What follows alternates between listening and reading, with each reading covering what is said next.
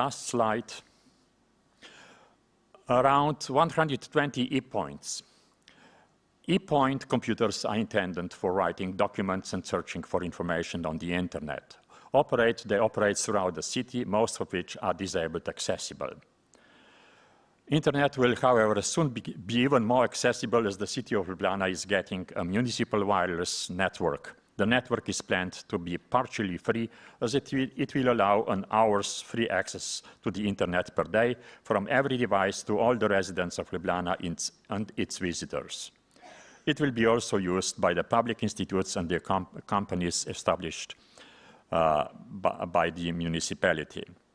A similar wireless project is currently underway on the Ljubljana public buses, as some of the bus lines offer wireless internet connection. The city of Ljubljana also offers a fast response interactive citizens initiative web service, and the mayor is available for individual talks at monthly open door days. He had about 7,000 individual talks since November 2006. And the official City of Ljubljana website, www.ljubljana.si, which is updated on a daily basis, provides information on city life and events to it. It is also available to all tourist information centers, which are all accessible to the physically challenged. So much. I hope I really was not too long, 10 minutes. And thank you very much. And I do hope that everything will be all right in the future in Ljubljana as well as in other cities. Thank you.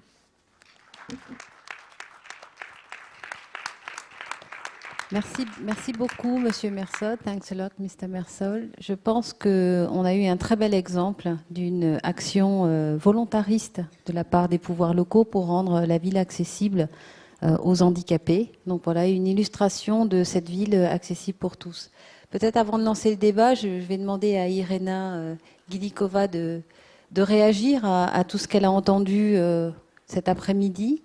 Donc Irena GUIDIKOVA est coordinatrice du réseau des villes interculturelles du Conseil de l'Europe et peut-être qu'elle va pouvoir avoir des premières réactions pour lancer le débat avec la salle. Merci Irena. Yes, thank you very much. Bonjour. Really very impressive examples, very inspiring presentations, extremely complementary because we looked into different aspects and facets of inclusiveness of the city. To begin, I represent the Council of Europe, as our moderator said, and the Council of Europe, as some of you know, is Europe's watchdog for human rights and democracy. And just to open a bracket, the Council of Europe is, of course, an intergovernmental organization, but it has a city assembly, the Congress of Local and Regional Authorities, which is an advisory body, and it has its say in the adoption of all legal standards, conventions, and recommendations of the Council of Europe. So I think it might be a good model for you to look at when discussing with the UN the possibility of endorsing UCLG as a city organization. One aspect that was particularly, I think, less mentioned during this debate was cultural diversity and its impact on the city environment.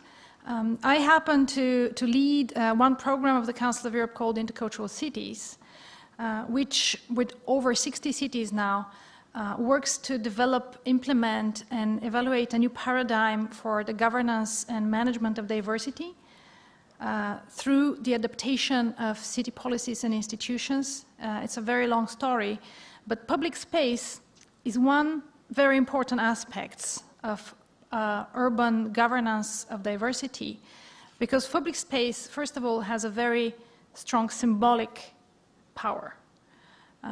We all know of public spaces that relate to historic moments or to a particular distribution of power. And I think the challenge is to reflect the new setup, the new demographic and cultural setup of the city in its public space as well. And there, I think, when it comes to consultation of citizens, cities are doing tremendous headway. Very, very interesting initiative. Vienna, of course, is pioneering.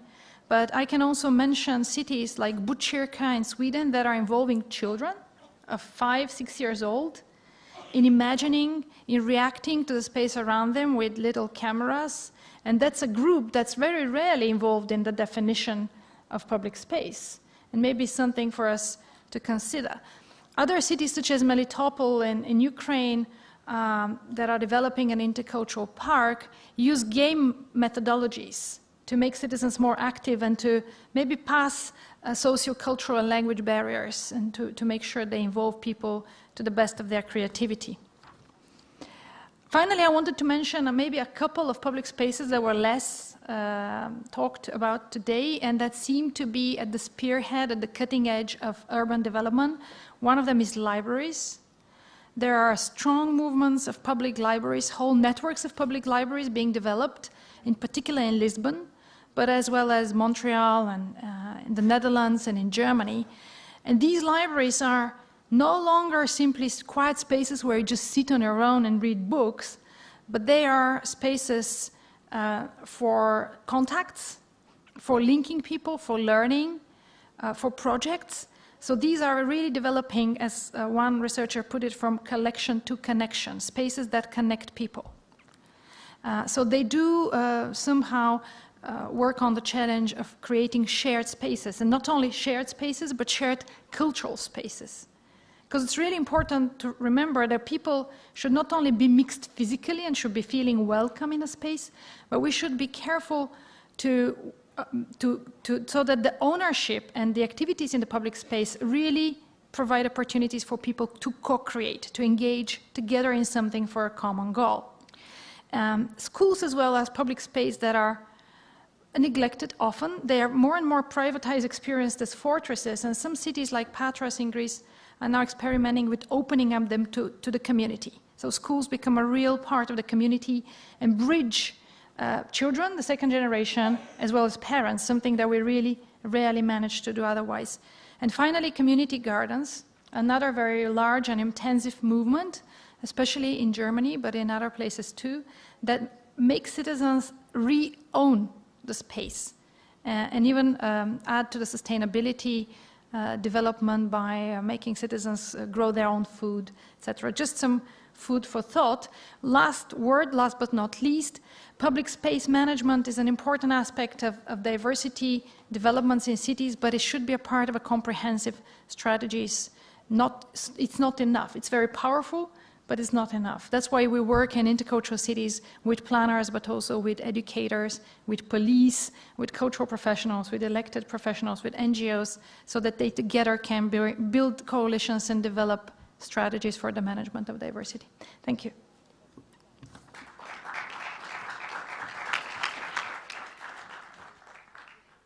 Merci beaucoup, Irena. Je vais peut-être laisser la parole à la salle maintenant. Il nous reste peu de temps, mais il nous reste du temps quand même. Si des personnes souhaitent intervenir sur les propos que l'on a entendus cet après-midi. Il y a un monsieur au centre. Je ne sais pas s'il y a un micro qui circule. Madame devant. Donc il y a...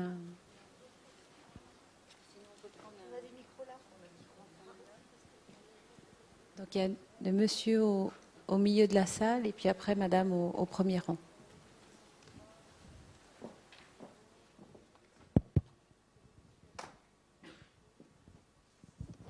Si vous pouviez vous présenter aussi, merci. Voilà, bonjour, je m'appelle Dien Koumbandiaï, je suis adjoint au maire dans la commune d'arrondissement de Kermassar, Pékin, Dakar.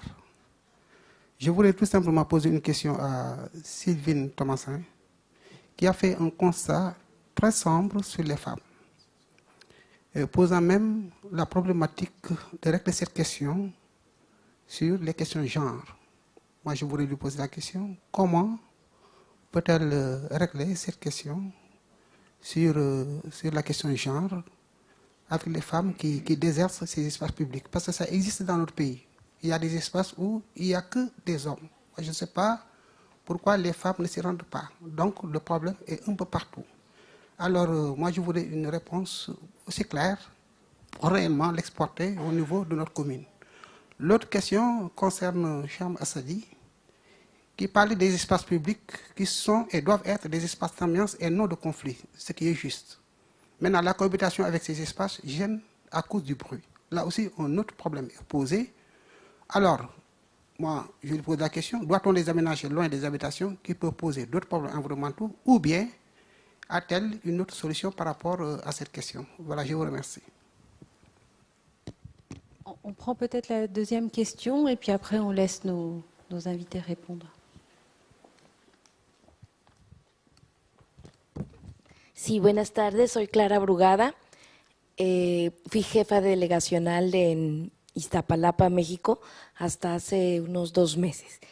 Y en este tema de espacios públicos, a mí me gustaría que pudiéramos ahondar un poco sobre el tema de presupuesto participativo y la recuperación del espacio público, las experiencias que han habido, y tiene que ver también en la concepción de cómo queremos que se desarrolle el espacio público. Cuando hacemos la consulta a la ciudadanía, lo primero que hace la población es opinar sobre lo que quiere que se hagan en los espacios comunitarios o cómo cambiar los que ya existen.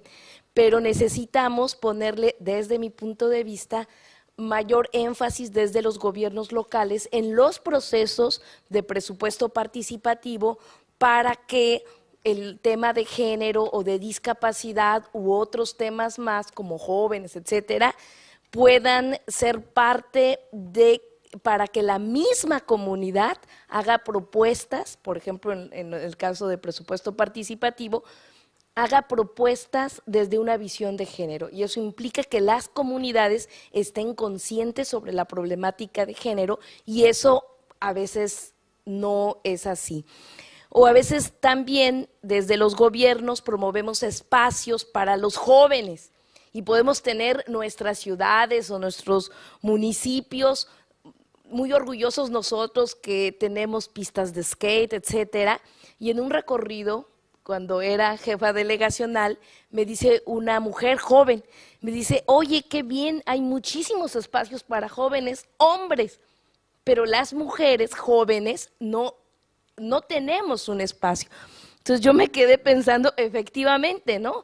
Hacemos pistas, promovemos, somos creativos, etcétera, pero no pensamos en todas las dimensiones que tendría que existir. Esos son los 2 temas. Gracias. Sur le budget participatif et les modes de consultation, je pense que M. Grigolo pourra répondre, mais il y a la question qui revient à nouveau, Mme Thomasin, sur comment faire avec cette question du genre et de peut-être rendre réellement cet espace public plus accessible aux femmes. Oui, merci, merci Madame.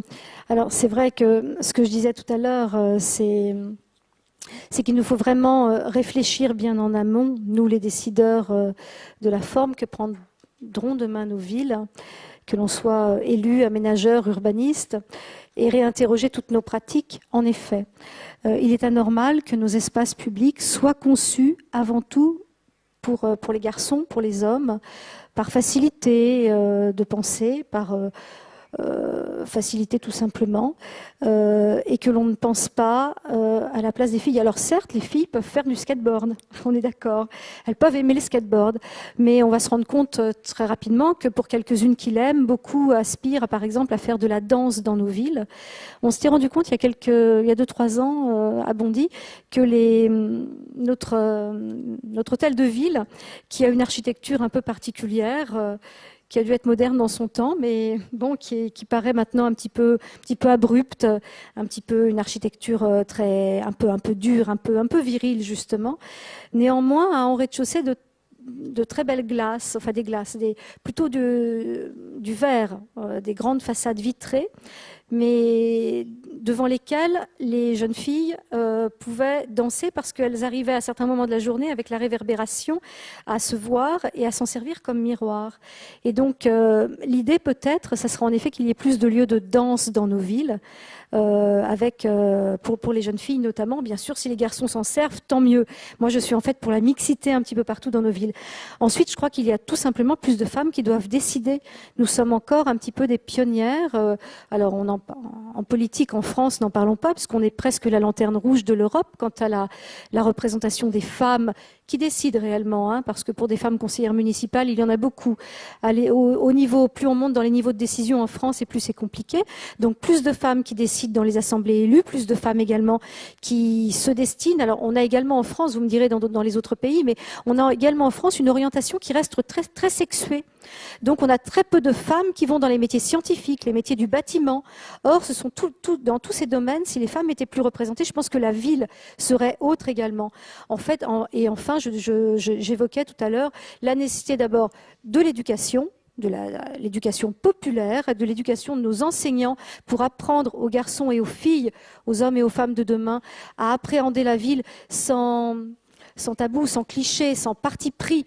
La ville doit appartenir à tous. Et puis peut-être à l'idée d'un observatoire au niveau national et à une cellule de veille au niveau local qui veillerait justement à passer au crible toutes les politiques urbaines, sociales, que l'on prend dans nos villes, toutes les décisions que l'on prend en la matière pour le passer au crible de l'égalité. L'égalité homme-femme, bien sûr, mais toutes les égalités.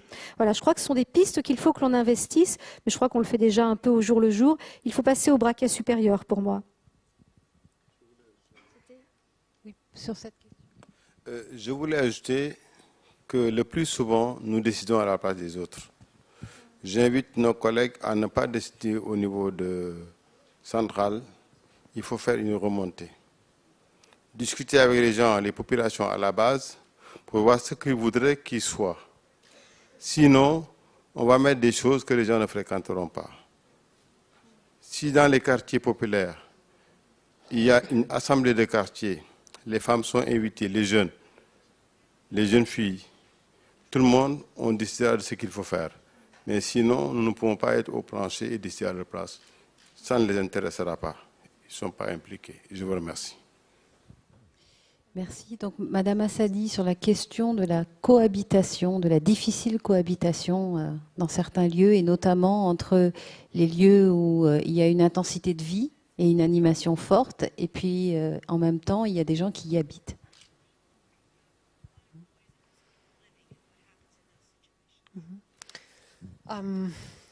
Yes. I mean, public spaces, they are just like a population of a city.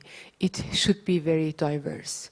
If you have only monofunctional public spaces, then the usage of this space is also just for one group open. So in designing and the location of the public spaces, you have to be careful and just have a diversity of public spaces for different purposes. If it's, for example, a sport place, we have in middle of a boulevard where there was just green area without any usage. I mean, some years ago, we just started very careful with sport places, and we noticed that really young men, they like to go there and play there. And then we realized that, okay, it's a place for young men, but where is the young women and what they do in their leisure time, and they are not in open spaces.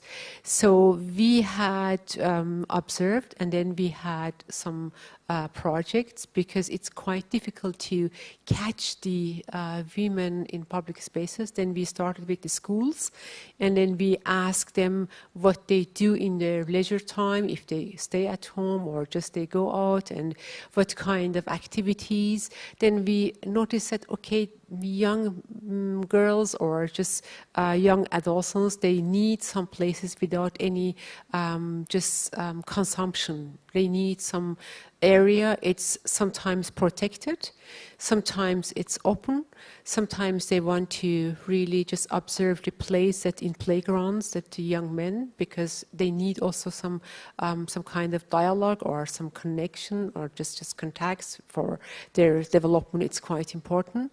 Then we created many different strategies. We have like girls' cafes, and they can just drink something there. Sometimes they bring up their sweeties and just whatever that they want from home, and then they have their own leisure time. And sometimes we have sport areas for young, and we have different cultures in Vienna. For example, we noticed that the men population from Turkey or from former Yugoslavia, they come together and they play cards.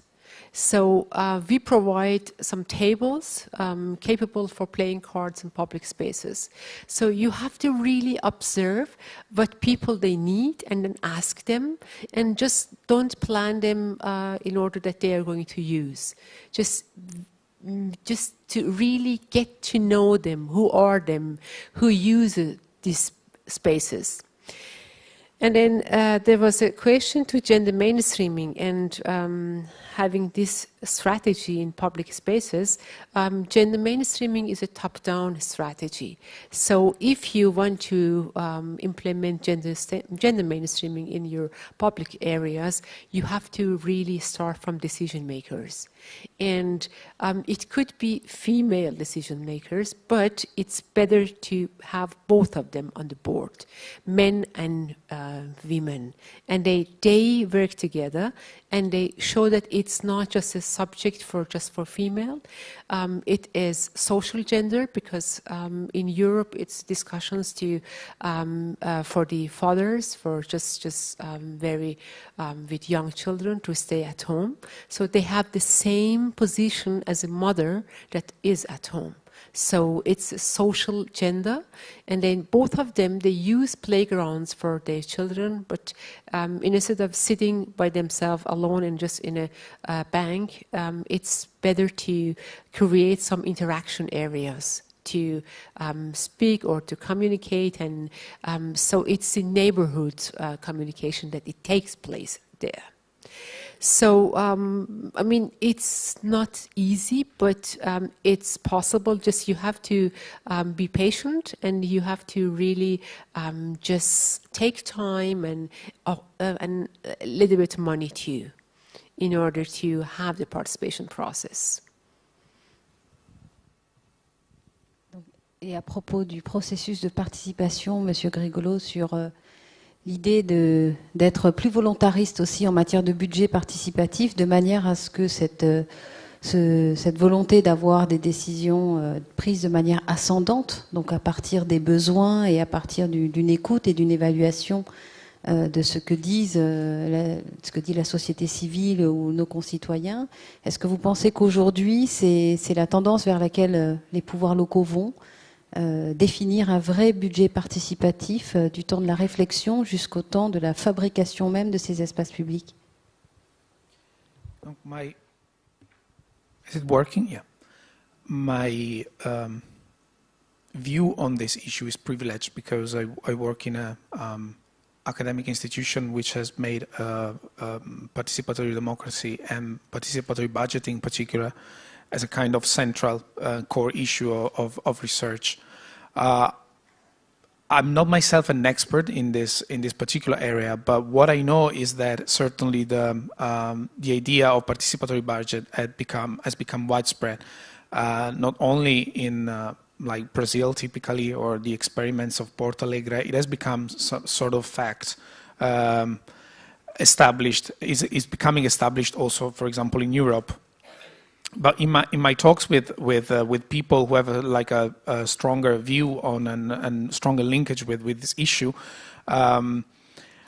well, that they sometimes make a comment that is the mechanism itself is sometimes become perverted. I mean, in a sense, because it can easily get out of control, or it can be manipulated very easily, and. There are people who are trying to study like the impact of participatory budgeting on the culture of local technicians and municipal bureaucrats, on how participation change also their mind and the way in which they look at people. I think there are lots of issues there. One thing that I would like to say is that, and I think it regards really many of the issues that arise in here, and again, eventually, that tension between right to the city and human rights. Participation is not an end in itself, is a tool. So if as a tool, it can be used for any kind of purpose. Participation can be open, restricted, depends on who participates. And depending on who participates, different decisions can be taken women's space can disappear from the city just because women are not there, because participatory processes and